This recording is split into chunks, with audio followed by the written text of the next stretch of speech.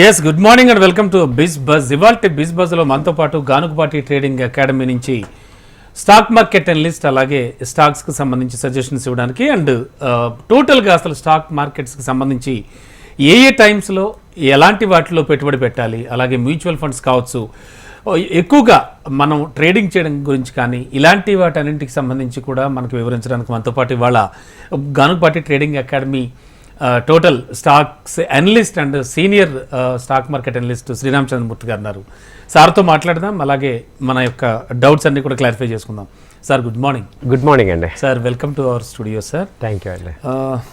Sir ఓవరాల్గా చూస్తే కనుక ఇవాళ మనం చాలా చాలా విషయాలు అసలు కూలంకషంగా స్టాక్ మార్కెట్స్ గురించి మాట్లాడుకుందాం. అలాగే ఓవరాల్గా చూస్తే సార్ ఒక లేమెన్గా అంటే అసలు ఏమీ తెలియని ఒక వ్యక్తి, అంటే అతనికి ఫండమెంటల్స్ కానీ రూల్స్ కానీ ఏమీ తెలియవు, అటువంటి వ్యక్తికి స్టాక్ మార్కెట్లోకి ఎంటర్ అవ్వాలంటే ఎలా? బట్ అతని దగ్గర కొంతవరకు అమౌంట్ ఉంటుంది. సో ఆ అమౌంట్తో స్టాక్స్లో పెట్టుబడి పెట్టాలని, ఏవో ఒకటి తీసుకోవాలని, something day to day transactions చూసుకోవాలని ఉంటుంది. బట్ అతనికి ఎలాంటి గైడెన్స్ ఇస్తారు, మీరు ఏం చెప్తారు? డెఫినెట్గా అండి. చాలామంది మనలో ఫస్ట్ మనం ఇదే పని చేస్తాం అనమాట. ఒక ఐడియా ఉండకుండా ఏదో స్టాక్ మార్కెట్లో మనకు కొంత అమౌంట్ రావాలి, అందరూ చేసేస్తున్నారు, మనం కూడా మిస్ అయిపోతున్నాం అని చెప్పేసి మనం ఏం చేస్తామంటే ఇప్పుడు డిమాట్ అకౌంట్ ఓపెన్ చేసేసి మనం కొంత అమౌంట్ వేసుకొని స్టార్ట్ చేస్తాం. అప్పుడు ఏమవుతుందంటే మార్కెట్ యొక్క కండిషన్ బట్టి ఒకవేళ మార్కెట్స్ బుల్ మార్కెట్లో ఉంటే మీకు డబ్బులు రావటం మొదలు పెడుతుంది. అప్పుడు ఎప్పుడైతే మనీ వస్తుందో మనం కరెక్టే అనుకుంటాం. సో ఎప్పుడైతే మార్కెట్ కండిషన్ కనుక పాజిటివ్గా ఉన్న టైంలో మీరు కనుక ఎంటర్ అయ్యారంటే మీకు ఏం తెలియకపోయినా కానీ డబ్బులు వస్తూ ఉంటాయి. ఆ విషయం మీకు కొంత టైం తర్వాత అర్థమవుతుంది. ఎందుకంటే ఇప్పుడు అమౌంట్ పెరిగిందంటే ఇదే నా గొప్పతనం కాదు, మార్కెట్ పెరిగింది కాదు. అప్పుడు తర్వాత ఏమవుతుందంటే మార్కెట్స్కి ఎప్పుడు కూడా రెండు రకాల డైరెక్షన్లు ఉంటాయి. ఒకటి అప్ ట్రెండ్ ఉంటుంది, ఇంకోటి డౌన్ ట్రెండ్ ఉంటుంది. సో డౌన్ ట్రెండ్ ఏమవుతుందంటే మీరు ఎక్కడ కొన్నా కానీ లాస్ అవుతూనే ఉంటాం, ఎందుకంటే మార్కెట్ అగెనెస్ట్గా ఉంటుంది కాబట్టి. అలాంటి టైంలో మీరు అప్పుడు రియలైజ్ అవుతారు, నాకు మార్కెట్లో డబ్బులు రావు, ఇది మార్కెట్ గ్యాంబ్లింగ్, ఇది కరెక్ట్గా లేదు, ఇది ఎంత బాగా ఆలోచించినా రావట్లేదు అని వస్తుంది అనమాట. సో అంటే మినిమం అవగాహన అయితే ఖచ్చితంగా ఉండాలంటారు. అవగాహన ఉండాలండి, ఎందుకంటే ఇప్పుడు ఇది మనీతో రిలేటెడ్ మ్యాటర్. సో మనం ఎవరికైనా మనం డబ్బులు ఇచ్చేటప్పుడు, ఎవరికైనా లెండింగ్ ఇచ్చేటప్పుడు ఎన్ని ఆలోచిస్తాం, ఆయన పేమెంట్ ఇస్తాడు ఇవ్వడం. మన క్లోజ్ ఫ్రెండే మనీ అడుగుతున్నా కానీ మనం ఏం ఆలోచిస్తాం, ఒకటి రెండు సార్లు వీళ్ళు ఇస్తారా ఇవ్వరా, మళ్ళీ బ్యాక్ వస్తుందా లేదా ఆలోచిస్తాం కదా. మరి అలాగే స్టాక్ మార్కెట్లో కూడా అది మనకి మనీతో విషయం కాబట్టి మనం ఒకటి రెండు సార్లు ఆలోచించుకోవాలి. ఎవరో ఏదో చెప్తాం, మనం కొనేసాం, కొన్నాక ఆలోచిస్తాం చాలామంది. అవునండి. అలా కాకుండా నా పాయింట్ ఏంటంటే కొనేటప్పుడే అసలు ఆలోచించి ఈ కంపెనీలో ఏంటి ఈ కంపెనీ, లేదా ఆలోచించకపోయినా మీరు అసలు అట్లీస్ట్ ఎంత ఇన్వెస్ట్ చేస్తున్నాను, రిస్క్ ఎంత, రివార్డ్ ఎంత, ఇప్పుడు మార్కెట్స్ ట్రెండ్ ఎలా ఉంది, అప్ ట్రెండ్లో ఉన్నాయా, డౌన్ ట్రెండ్లో ఉన్నాయా, ఇలాంటి ఒకటి రెండు సార్లు మనం ఆలోచించుకోవాలి. ఒక్కసారి మీరు ఏంటంటే హార్ట్తో కాకుండా మైండ్తో ఆలోచిస్తే లాజికల్గా మనకి దీనిలో సక్సెస్ అవుతాం. Definitely sir, definitely sir. నేను అంటే ఇందులో స్టాక్ మార్కెట్లో చాలా చాలా పదాలు వింటూ ఉంటాం జనరల్ డైలీ ట్రేడింగ్లో కూడా. అంటే ఆప్షన్స్ కావచ్చు, ఫీచర్స్ కావచ్చు, అంటే ఇవేంటండి, అంటే జనరల్గా ఇవి ఏమైనా డేంజర్గా పరిణమిస్తాయంటారా? ఒక అంటే వీటి గురించి ఏం మాట్లాడుకోవచ్చు, కొంచెం ప్రేక్షకులకు అర్థమయ్యే చెప్తాను. ఇది చెప్పాలంటే సార్, ఇప్పుడు ఫీచర్స్ కానీ ఆప్షన్స్ కానీ ఉన్నాయి. ఎస్పెషల్గా ఫీచర్స్ అంటే ఏంటంటే ఎక్కువ క్వాంటిటీ మనం కొంటాం.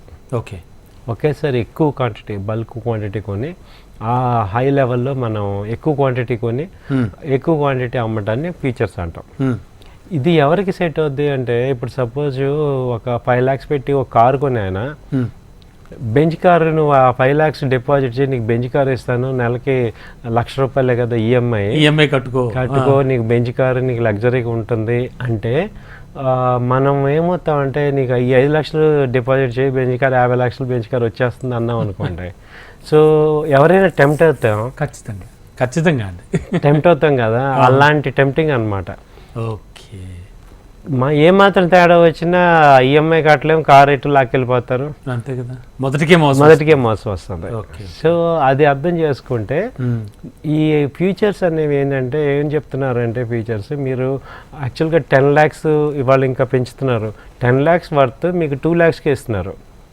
సో మీకు 10 lakhs బెనిఫిట్, 2 lakhs డిపాజిట్ చేయగానే 10 lakhs వర్త్ మీకు షేర్స్ ఇచ్చేస్తాం.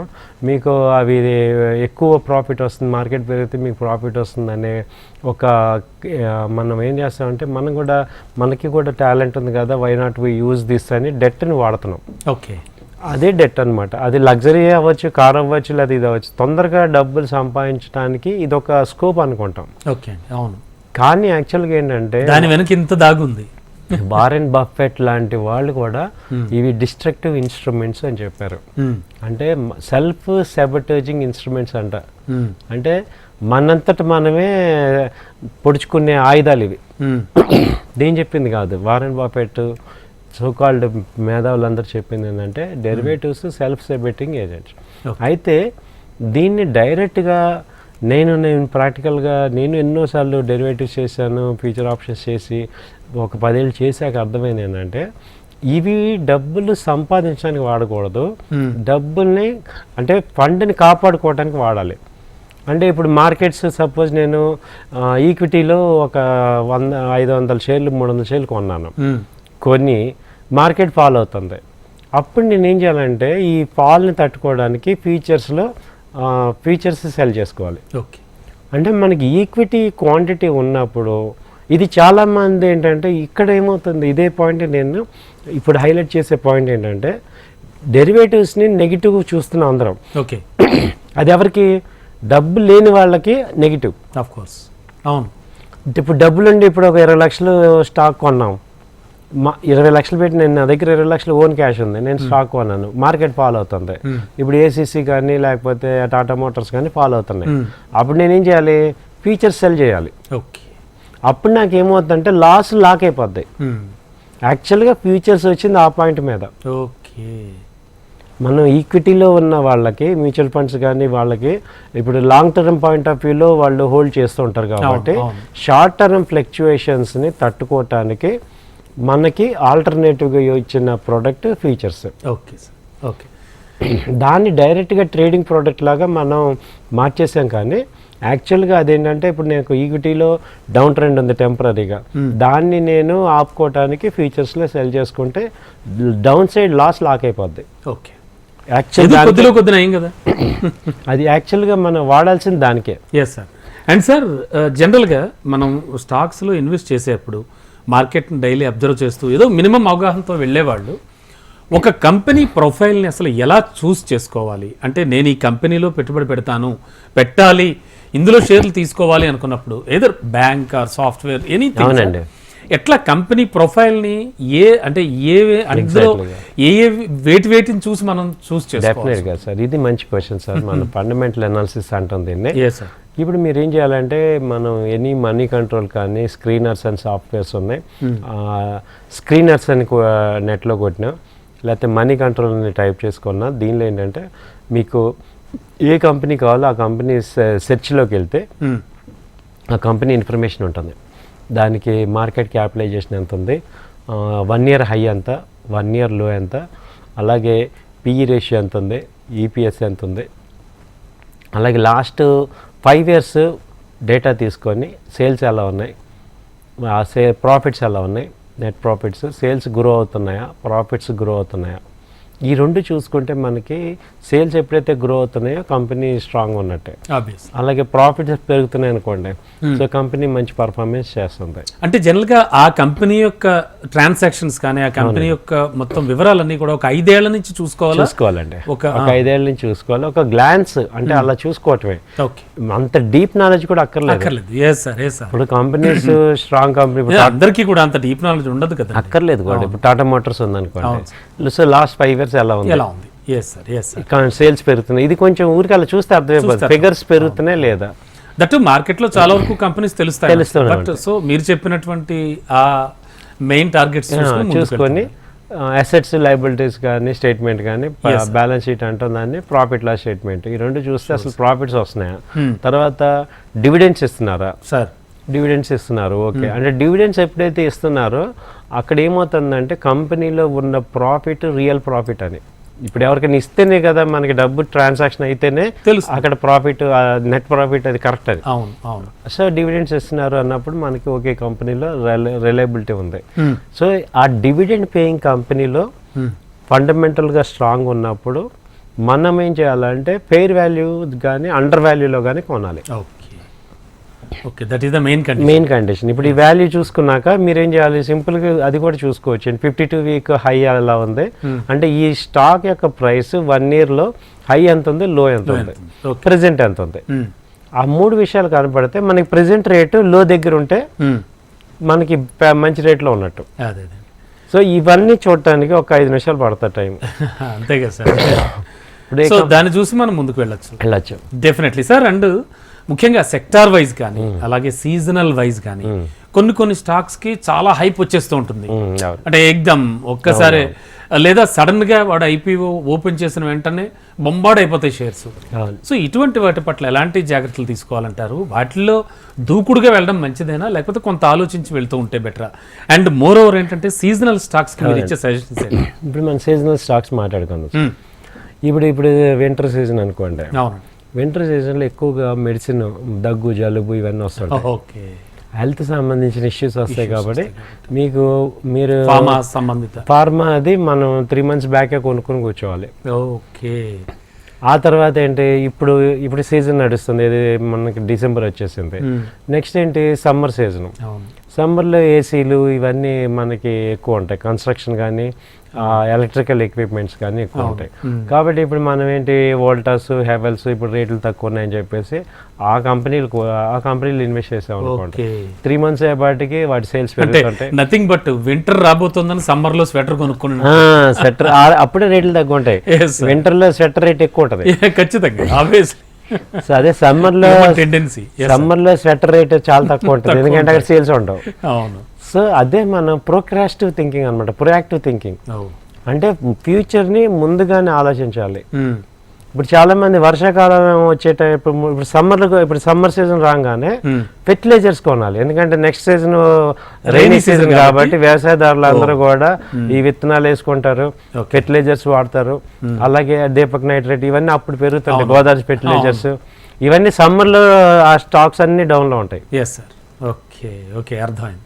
సో మనం 3 months ముందు కనుక, ఇప్పుడు చూడండి ఏషియన్ పెయింట్ బాగా తక్కువ ఉంది, అలాంటి కంపెనీలు ఇప్పుడు ఎందుకంటే రేపు కన్స్ట్రక్షన్ అంతా జనవరి ఫిబ్రవరిలో స్టార్ట్ అవుతుంది.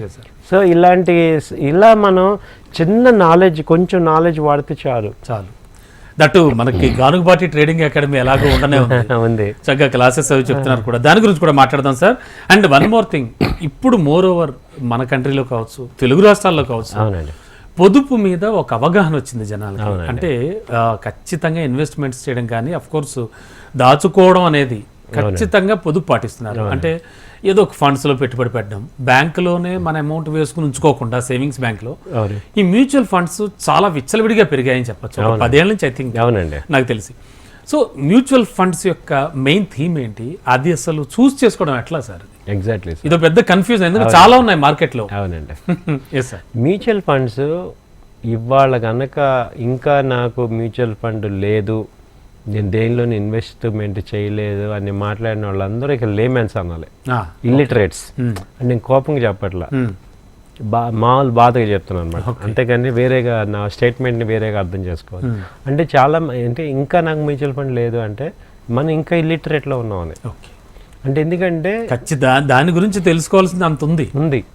మనకి తెలియకుండా మనకి ఇప్పుడు ప్రపంచం మొత్తం మీద అసెట్స్, వెల్త్ క్రియేట్ చేసే 3 ఉన్నాయి.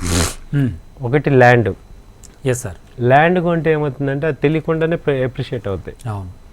2 బిజినెస్. మనం బిజినెస్ చేసుకుంటే అవి బాగా సక్సెస్ అయితే మంచి ప్రాఫిట్స్ వస్తాయి. 3 ఏంటంటే సక్సెస్ఫుల్ బిజినెస్లో ఇన్వెస్ట్ చేయటం. అదే స్టాక్ మార్కెట్ కానీ మ్యూచువల్ ఫండ్ కానీ. స్టాక్ మార్కెట్ అంటే ఏం లేదు, మనం ఒక సక్సెస్ఫుల్గా రన్ అయ్యే బిజినెస్లో మనం ఐడెంటిఫై చేసి దానిలో ఇన్వెస్ట్ చేసి మనం కూడా వెల్త్ క్రియేట్ చేసుకోవటమే. ఓకే. మ్యూచువల్ ఫండ్ ఏంటంటే ఈ రోల్ వాళ్ళు చేస్తున్నారు. అంటే మనము ఏ కంపెనీ ఎత్తుక్కొని ఏ కంపెనీలో ఇది ఉంది, ఏ కంపెనీ బాగుంది, దాని ఫండమెంటల్స్ ఏంటి, అంత టైం లేని వాళ్ళందరూ లేకపోతే అంత నాలెడ్జ్ లేని వాళ్ళందరికీ కూడా మ్యూచువల్ ఫండ్స్ ఏం చేస్తారంటే వాళ్ళు మన దగ్గర ఉన్న అమౌంట్స్ని చిన్న చిన్న అమౌంట్స్ కలెక్ట్ చేసి బల్క్ అమౌంట్స్ కంపెనీస్లో ఇన్వెస్ట్ చేసి మంచి ప్రాఫిట్స్ గెయిన్ చేసి వాళ్ళంతా ఎక్స్పర్ట్స్ నాలెడ్జ్ ఉంటుంది, ఎక్స్పర్ట్స్ ఇండస్ట్రీ ఎక్స్పర్ట్స్ అందరిని తీసుకుంటారు కాబట్టి వాళ్ళు ఆ ఫండ్ని గ్రో చేయగలరు. కాకపోతే ఓవర్ లాంగ్ పీరియడ్. కాబట్టి ఇదేమవుతుంది, మనకి ఇండైరెక్ట్గా మ్యూచువల్ ఫండ్ మనకి హెల్ప్ చేస్తుంది మన యొక్క వెల్త్ క్రియేట్ చేయడానికి. అలాంటప్పుడు మనం అసలు కొంత కూడా పార్టిసిపేట్ చేయకపోతే ఇంకా మనం ప్యాసివ్ ఇన్కమ్ని మనం జనరేట్ చేయలేకపోతున్నాం. సో మ్యూచువల్ ఫండ్లో ఇన్వెస్ట్మెంట్ అనేది ఒక రకంగా మస్ట్ లాగా పెట్టుకోవటమే, కొంత అమౌంట్. ఎందుకంటే శాలరీడ్ పీపుల్ అందరు కూడా ఎంత 5,500 నుంచి ఉంది. సో ఎంతో కొంత చాలా సులభతర మార్గాలు కూడా ఉన్నాయి అందులో. సో చాలా మంది ఎవరు ఉన్నారు. బట్ ఎట్లా చూస్ చేసుకోవడం, ఇది ఒక $1000 ప్రశ్న. అంటే ఒక లేమెన్ గా మనం మాట్లాడుకున్నప్పుడు అవునండి అంతే కదా సార్. ఇప్పుడు చాలా ప్రకటనలు వచ్చేస్తున్నాయి, చాలా మంది చాలా రకాలుగా చెప్తున్నారు. మీరు చెప్పినట్టు మన పక్కన ఉన్న ఫ్రెండే చెప్తున్నాడు మ్యూచువల్ ఫండ్ లో నేను పెట్టాను అని. సో బట్ అది చూసింగ్ ఎట్లా? మ్యూచువల్ ఫండ్లో మీకు ఏంటంటే 3 రకాలు ఉన్నాయి సార్. ఈక్విటీ లింక్డ్ ఫండ్ అంటాం. ఓకే. అందులో కూడా లార్జ్ క్యాప్ టాప్ 100 కంపెనీస్ అని లార్జ్ క్యాప్ ఉంటాయి, మిడ్ క్యాప్ ఉంటాయి. మిడ్ క్యాప్ అంటే 200 నుంచి 500 వరకు ఉన్న వాటిని మిడ్ క్యాప్ అంటాం. ఆ 500 తర్వాత ఉన్న వాటిని స్మాల్ క్యాప్ అంటాం. ఓకే. దేనికి తగ్గ ఫండ్స్ దానికి ఉన్నాయి. మీకు బిలో 30 years వాళ్ళందరూ కూడా okay small and mid cap funds select చేసుకోవచ్చు. ఎందుకంటే రిస్క్ తీసుకునే ఏజ్ అది. అవును. వెల్త్ క్రియేట్ చేసుకోవాల్సిన టైం ఏంటంటే బిలో 30 years అందరికీ కూడా ఆబ్వియస్లీ ఉంటుంది. మీరు రిస్క్ తీసుకోవాలి, రివార్డ్ ఎక్కువ రావాలి. ఎక్కువ వెల్త్ క్రియేట్ చేయాలి కాబట్టి 30 years బిలో వాళ్ళందరూ మిడ్ క్యాప్ స్మాల్ క్యాప్లో ఎక్కువ పెట్టుకొని లార్జ్ క్యాప్ తక్కువ పెట్టుకొని గ్రో చేయాలి. ఇప్పుడు నేను 10,000 ఈ మంత్లీ ఈఎంఐ అనుకోండి, ఒక 3,000 లార్జ్ క్యాప్, ఒక 7,000 mid and small and mid cap అలా చూస్ చేసి మనం పెట్టుకోవచ్చు. అదే నేను 50 years ఉన్న వాళ్ళకి ఏంటంటే మీరు రిస్క్ తీసుకోవడం తగ్గించుకోవాలి కాబట్టి మీరు ఏం చేయాలంటే లార్జ్ క్యాప్లోకి వెళ్ళిపోవాలి. ఎందుకంటే టెన్షన్. లార్జ్ క్యాప్ వల్ల ఉపయోగం ఏంటి సార్ జనరల్గా 50 above వాళ్ళకి? లార్జ్ క్యాప్ వల్ల ఏంటంటే ఉపయోగం, ఆ కంపెనీ షేర్లు డౌన్ అయినా మళ్ళీ పైకి వెళ్తాయి. ఓకే. ఎందుకంటే అవి ఆల్రెడీ ఎస్టాబ్లిష్డ్ కంపెనీస్ అనమాట. Okay. So small cap mid cap companies ఏంటంటే అవి ఇంకా స్ట్రగ్లింగ్లో ఉన్నాయి. సో స్ట్రగుల్ అవుతున్నాయి వాటి యొక్క పెనట్రేషన్.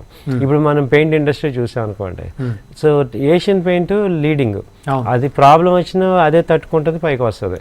అలాగే నెరలాక్ కానీ బర్జర్ కానీ కూడా సెకండ్ థర్డ్ ఉన్నాయి. ఇంకా చిన్న చిన్న కంపెనీలు చాలా ఉన్నాయి. ఆ చిన్న చిన్న కంపెనీలు ఇన్వెస్ట్ చేయటం వల్ల ఒక 55 years అయినా ఆల్రెడీ ఆయన ఏజ్ జోన్ బాగా వచ్చేసారు కాబట్టి ఆయన రిస్క్ జోన్ కాదు, అంటే వెల్త్ని ప్రిజర్వ్ చేయాల్సిన ఏజ్ అనమాట అది. సో కాబట్టి ఏంటంటే మ్యూచువల్ ఫండ్స్లో చూసుకునే వాళ్ళందరూ కూడా ఈ యొక్క జాగ్రత్త తీసుకోండి. 50-60 years వచ్చేసాక మీరేంటంటే వెల్త్ని ప్రిజర్వ్ చేసే ఇన్స్ట్రుమెంట్స్లో స్టేబుల్గా ఉండాలి. దాన్ని బాండ్స్ అంటాం. ఓకే. మ్యూచువల్ ఫండ్లో బాండ్స్లో ఒక 50%, టాప్ 100లో ఒక 50% అలా మార్చుకుంటూ రావాలి. అంటే ఫస్ట్ ఏం చేయాలంటే వెల్త్ని క్రియేట్ చేసుకోవాలి. ఆ వెల్త్ క్రియేట్ చేస్తే దాన్ని ప్రిజర్వ్ చేసుకోవాలి. ఓకే. అంతేగాని దాన్ని రిస్క్ చేసుకోకూడదు. అదొక బెటర్. ఓకే అండి, డెఫినెట్లీ. అంటే మ్యూచువల్ ఫండ్స్ అయితే ఈ విధంగా ప్రొసీడ్ అయితే బాగుందండి జనరల్గా.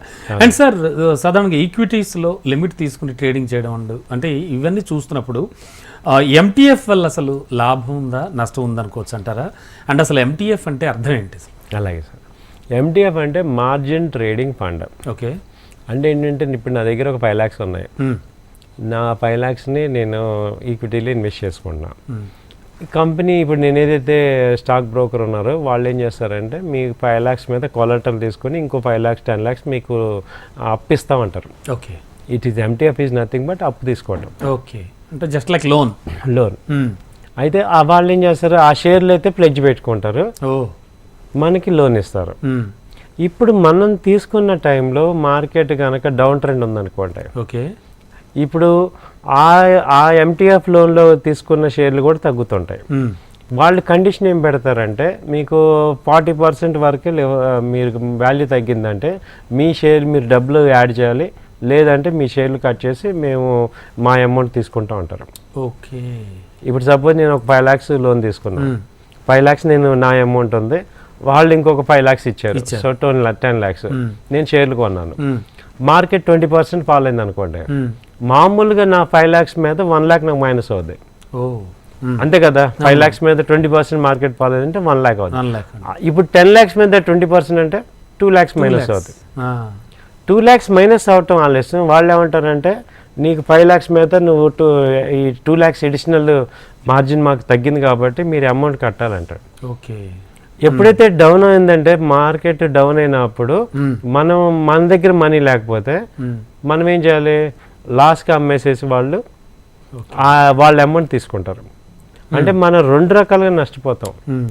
సో ఎప్పుడైనా అప్పుని మార్కెట్ అప్ ట్రెండ్లో ఉన్నప్పుడే ఎంటీఎఫ్ వాడాలి, డౌన్ ట్రెండ్లో వాడకూడదు. రెండో పాయింట్, మార్కెట్ బాగా డౌన్ అయిపోయి రివర్స్లో అవుతుంది చూడండి, అప్పుడు తీసుకోవాలి. ఓకే. డెట్ ఎప్పుడు కూడా దాని 2 రకాలు అన్నమాట, యూజ్ఫుల్ డెట్, యూజ్లెస్ డెట్ అని. ఆ డెట్ మనకి యూజ్ ఉండాలి. ఇప్పుడు నేను ఒక ₹1,00,000 అప్పు చేస్తున్నాను, లేదా ఒక 12% వాళ్ళు ఇంట్రెస్ట్ తీసుకుంటారు, 15% ఆ రేంజ్లో ఇంట్రెస్ట్ తీసుకుంటారు. తీసుకుంటున్నప్పుడు నాకు ఇప్పుడు ఆ 15% కన్నా ఎక్కువ సంపాదించగలిగితేనే ఆ డబ్బు తీసుకోవాలి, వెళ్ళాలి. మనం ఆ లాజిక్ ఇంపార్టెంట్. నాకు వాళ్ళు ఇస్తున్నారు కదా అని మనం తీసుకున్నామంటే మనమే నష్టపోతాం. అంతే కదా. సో ఎంటీఎఫ్ అడ్వాంటేజే, ఏదైనా డెట్ అనేది అడ్వాంటేజే, బట్ ఆ డెట్ని హ్యాండిల్ చేసి కరెక్ట్గా యూజ్ చేసుకోగల, ఇది చాలా ఇంపార్టెంట్.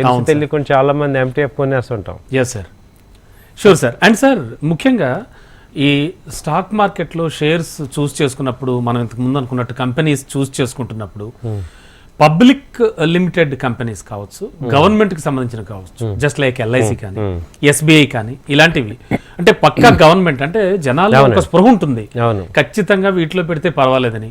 సో ఆ టైప్ ఆఫ్ లో ముందుకు వెళ్ళిపోవచ్చు అంటారా? అంటే జనరల్ గా గవర్నమెంట్ ఫార్మ్స్ కి సంబంధించినవి ఎటువంటి ఢోకా ఉండదనుకోవచ్చు అంటారా? లేకపోతే అంటే జస్ట్ లైక్ చాలా మందికి ఏంటంటే ఇదే ఉంటుంది సార్. ఏ సార్, ఇక్కడ మనము స్టాక్ మార్కెట్ అనేది బిజినెస్, అంటే మనం బాగా పర్ఫామ్ చేసే కంపెనీస్ని ఐడెంటిఫై చేసి వాటిలో ఇన్వెస్ట్ చేసి మన వెల్త్ గ్రో చేసుకోవాలి. ఇప్పుడు మీరు చెప్పిన గవర్నమెంట్ కంపెనీస్ ఏంటంటే అవి ఏంటంటే వెల్త్ని ప్రిజర్వ్ చేస్తాయి. అవునండి. అంటే డబ్బు ఎక్కడికి వెళ్దు కానీ డబ్బు కూడా రాదు. ఎప్పుడు అది ఓవర్ పీరియడ్స్ ఒక్క ఎస్బీఐ పక్కన పెడితే గవర్నమెంట్ కంపెనీస్లో బీపీసీఎల్, హెచ్పీసీఎల్ ఇవన్నీ కూడా అక్కడక్కడే ఉంటాయి. సో అందుకని ఏమంటున్నానంటే నేను వాటిల్లో కూడా ఒక 30% వరకే ఇన్వెస్ట్ చేసుకోవాలి తప్ప, ఇప్పుడు మనం వచ్చిందే గ్రో అవటానికి, మన అమౌంట్స్ గ్రో అవ్వాలి. సో ఇప్పుడు దీనికి ఏంటంటే సార్, మీరు గవర్నమెంట్లో పెడతాను లేకపోతే ప్రైవేట్లో పెడతాను అనే దానికన్నా ఒకటే పాయింట్, నాలెడ్జ్ గెయిన్ చేసుకుంటాను, ఇన్వెస్ట్ చేస్తానంటే కానీ మీకు రాదు.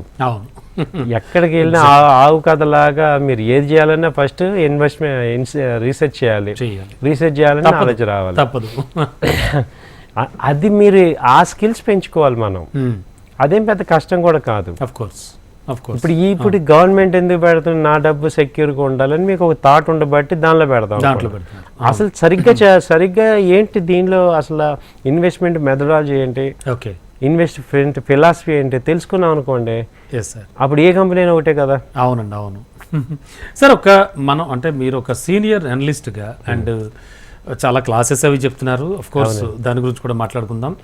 ఇన్వెస్ట్మెంట్ విషయంలో కావచ్చు, ట్రేడింగ్ విషయంలో కావచ్చు, ఒక 10 ఏళ్ల నుంచి చూస్తే కనుక జనాల్లో ఏమైనా మార్పు వచ్చిందంటారా? అంటే కొంచెం పెట్టుబడి పెట్టడానికి ముందుకు రావడం, ఇలాంటివి ఏమైనా చేంజెస్ వచ్చాయా? దానికి కారణం ఏమనుకుంటున్నారు మీరు? కారణం ఒకటే సార్, జనాలు అందరూ ఇప్పుడు బ్యాంక్ ఇంట్రెస్ట్ తగ్గిపోయినాయి, అవేర్నెస్ బాగా వచ్చింది. అంటే అవేర్నెస్ రావాల్సి వచ్చింది, ఎందుకంటే బ్యాంక్ ఇంట్రెస్ట్లు ఎప్పుడైతే తగ్గాయో ఆ అమౌంట్కి ఇన్వెస్ట్ చేసిన అమౌంట్కి రిటర్న్స్ రావట్లేదు, అలాగే ఖర్చులు పెరిగాయి. దాన్ని మీట్ అవటానికి ఇంకా ఆల్టర్నేటివ్స్ ఏమున్నాయి అనేది సెర్చ్ చేశారు. అప్పుడు ఆ ప్రాసెస్లో మనకి ఇక్కడ స్టాక్ మార్కెట్ అనేది ఒక అవసరం ఏర్పడింది. అవునండి, అవును. తర్వాత కోవిడ్ టైం వచ్చాక జాబ్స్ కూడా లేకపోతే బతకాల్సిన స్టేజ్ ఏంటి అనేది అక్కడ రియల్గా చేంజ్ వచ్చింది. ఆలోచన మారిపోయింది. ఆహో మనకు జాబ్ లేకపోయినా బతకాలంటే ఏం చేయాలి, ఏదో ఒకటి చేయాలి. ఆ పాయింట్ ఆఫ్ వ్యూలో ఏంటంటే ఇక్కడ ఇన్వెస్ట్మెంట్స్ స్టాక్ మార్కెట్ వచ్చింది. సో ఎట్లయినా ఒక మంచి చేయడం అన్నట్టు కోవిడ్ మనకి ఆల్టర్నేట్ ఇన్కమ్ మనకు ఆవశ్యకత అనేది బాగా తెలియజేసింది. Exactly sir. సో ఇది ఇలాంటి సిచ్యుయేషన్లో ఫ్యూచర్లో కూడా రావచ్చు అనేది అర్థమవుతుంది. కాబట్టి మనం ఆల్టర్నేట్గా ప్రతి మనిషి కూడా ప్యాసివ్ ఇన్కమ్ని డెవలప్ చేసుకోవాలి. ఇప్పుడు రెగ్యులర్ ఇన్కమ్లోనే మనం లైఫ్ లాంగ్ గడిపేసాము, ప్యాసివ్ ఇన్కమ్ మనకు లేదు అంటే మాత్రం ఫైనాన్షియల్ ఇల్లిటరేట్ అంటాం అది అనేది అర్థమవుతుంది. సో ప్రతి మనిషి ఇంకోటి ఏంటంటే ఇవాళ ఎవరికి ఏ కంపెనీ మీద, కంపెనీకి ఎంప్లాయ్ మీద కానీ, ఎంప్లాయ్కి కంపెనీ మీద కానీ ఒక బాండింగ్ లేదు. అవును, అలా అయిపోయింది. సో ఎంప్లాయ్కి లేదు, కంపెనీకి లేదు. సో అందరికి ఎవరికి వాళ్ళు ఏమవుతున్నాం అంటే యూజ్ అండ్ త్రో అయిపోతున్నాం. సో ఏ జాబ్ ఎంతసేపు ఉంటుందో తెలియదు, ఏ కంపెనీ ఎంతసేపు ఉంటుందో, ఎంతకాలం ఉంటుందో తెలియదు. అలాగే ఉంది అందరికీ కూడా. దానికి కారణం ఏంటంటే ఒక ట్రస్ట్ అని కాదు, హెవీ కాంపిటీషన్ ఉంది. ఒక ప్రోడక్ట్ సక్సెస్ అయ్యేలోపు ఇంకో ప్రోడక్ట్ వచ్చేస్తుంది. కాబట్టి హెవీ కాంపిటీషన్ ఉంది, గ్లోబల్ ట్రేడ్ ఉంది. సో ఇప్పుడు గ్లోబల్ విలేజ్ అయిపోయింది కాబట్టి అంటే జనాల్లో చాలా మార్పు వచ్చిందంటారు. ఆలోచన విధానంలో కూడా మార్పు వచ్చేస్తుంది. కాబట్టి ఇక్కడ ఏమైందంటే అందరికీ కూడా ఆల్టర్నేట్ ఇన్కమ్ వచ్చిందని తెలుస్తుంది, కానీ దీనిలో మళ్ళీ డబ్బులు ఎలా సంపాదించాలి అనే దాని మీద ఇప్పుడు మళ్ళీ కసరత్తు చేస్తున్నారు. అది ఇప్పుడు చేంజ్ అంతా ఏంటంటే సో ఎలా సక్సెస్ అవ్వాలి. సో మార్కెట్లో డబ్బు ఉందని ఏదైతే అందరికి అర్థమైంది, దాన్ని తీసుకునే పద్ధతి ఏంటి ఇప్పుడు మీరు చెప్తున్నది వింటుంటే నాకు జస్ట్ లైక్ సోషల్ మీడియా గుర్తొస్తుంది. యూట్యూబ్ కి సంబంధించి కూడా అదే ఆలోచనలు. అంతే. Yes sir. Sir and Ganugapati trading అకాడమీకి సంబంధించి అంటే short term courses and long term courses, 2-3 month courses, వాటికి సంబంధించి వివరాలు కావాలి. ఎందుకంటే మనకి మెయిల్స్ రూపంలో కానీ తర్వాత వాట్సాప్ లో కానీ చాలా మంది అడుగుతూ ఉన్నారు వివరాలు. అదే అంటున్నా సార్, ఇప్పుడు ఈ అవేర్నెస్ అయితే వచ్చింది అంటే ప్యాసివ్ ఇన్కమ్ ఉంది, స్టాక్ మార్కెట్లో మనీ ఉంది. అది తీసుకోవడానికి మనకి ఏం కావాలంటే మనకి దానికి ఒక వే కావాలి. దానికి ఏంటంటే గానుగపాటి ట్రేడింగ్ అకాడమీ మీకు ఆ ఫెసిలిటీ ఇస్తుంది. అంటే ఈ స్టాక్ మార్కెట్లో లేమెన్ ఉన్న వాళ్ళు ఎవరైనా కానీ, నాలెడ్జ్ ఉన్నా నాలెడ్జ్ లేకపోయినా, లేకపోతే నాలెడ్జ్ ఉండి కూడా ఒక్కొక్కసారి కరెక్ట్ నాలెడ్జ్ లేకపోతే దీనికి సంబంధించిన నాలెడ్జ్ కావాల్సి వచ్చిన వీళ్ళందరికీ ఏంటంటే మేము ఒక 2 months practical oriented, theory plus practical oriented training ఇస్తున్నాం. దానిలో 2 రకాల ట్రైనింగ్ ఏంటంటే ఒకటి ఆన్లైన్ వచ్చి ఈవినింగ్ ఆన్లైన్ క్లాసెస్ ఇస్తున్నాము. ఆ ఆన్లైన్ క్లాసెస్లో ఏంటంటే మీరు ఎక్కడున్నా సరే ఈవినింగ్ బ్యాచెస్ ఉంటాయి, వాటిల్లో జాయిన్ అవ్వచ్చు. సో మీకు బేసిక్స్ నుంచి అడ్వాన్స్ వాళ్ళు వేరే జాబ్ చేసుకుంటున్నా కూడా వచ్చి క్లాసెస్ ఆన్లైన్ నుంచి ఆఫ్లైన్ ఆ టైంలో హైదరాబాద్ ఉన్న వాళ్ళు కానీ రావచ్చు. సో వాళ్ళు వచ్చి ఆన్లైన్ ఆఫ్లైన్లో అదే టైంలో మీరు ఈవినింగ్ ఉంటాయి క్లాసెస్ అన్నీ కూడా వినొచ్చు. అలాగే వీకెండ్ కూడా ఉంటాయి, సాటర్డే సండే ఆన్లైన్ కానీ ఆఫ్లైన్ కానీ వీకెండ్ కూడా ఉంటాయి. ఆప్షన్స్కి వాటికి సంబంధించి అన్నారు అన్నిటికీ 2 months ట్రైనింగ్ వస్తుంది సార్. సో ఇక బేసిక్స్, ఈక్విటీ, మా ఫీచర్స్, ఆప్షన్స్, అలాగే టెక్నికల్ అనాలిసిస్లో ఒక 8 indicators ఉంటాయి. అలాగే ఫండమెంటల్ అనాలిసిస్, తర్వాత mutual funds, bonds, ETFs, MCX, ఇక ఆల్ అసెట్ క్లాసెస్ మీకు చెప్పేస్తాం టోటల్గా. ఇక ఈ సబ్జెక్ట్ నాకు తెలియదు అని ఉండదు. సూపర్ అండ్ ప్రాక్టికల్గా నాకు ఆ పాయింట్ బాగా నచ్చింది.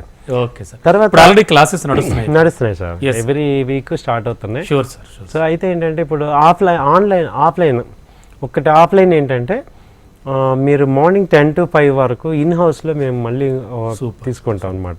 ఆఫ్లైన్ ఇన్ హౌస్ మీకు బేసిక్స్ నుంచి అన్ని వాళ్ళకి ప్రాక్టికల్ ట్రైనింగ్ ఇస్తాం. Definitely sir.